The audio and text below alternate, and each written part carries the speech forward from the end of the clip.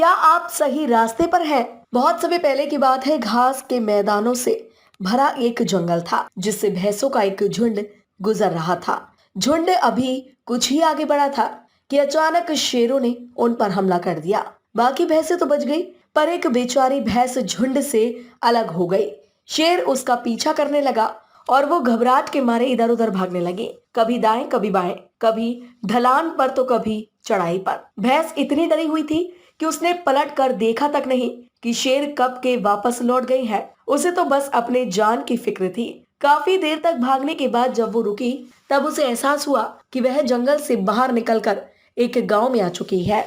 अगले दिन जंगली कुत्तों का झुंड घास के बीच मिल रही उस भैंस की गंध का पीछा करते करते उसी रास्ते पर चल पड़ा।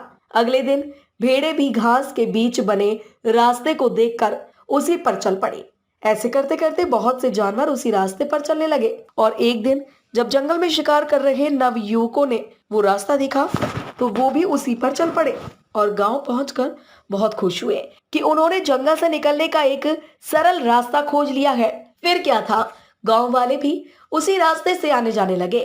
धीरे धीरे उस रास्ते पर बैलगाड़ियां चलने लगी, जिस पर किसान लकड़ियां काटकर गांव ले जाते और फिर उसे शहर में बेच देते। भैंस द्वारा बनाया गया वो रास्ता आज उस इलाके का मुख्य मार्ग बन चुका था और बेहद बेढंगा, ऊंचा नीचा और कठिन होने के बावजूद सब उसी रास्ते पर खुशी खुशी चल रहे थे। पर वो जंगल गांव वालों की खुशी देखकर मुस्कुरा रहा था, क्योंकि वो जानता था कि जंगल से गांव जाने का इससे कठिन और कोई रास्ता हो ही नहीं सकता था। आज एक भैंस की वजह से हजारों लोग 30 मिनट के रास्ते को 3 घंटे में बड़ी कठिनाई के साथ पार कर रहे थे।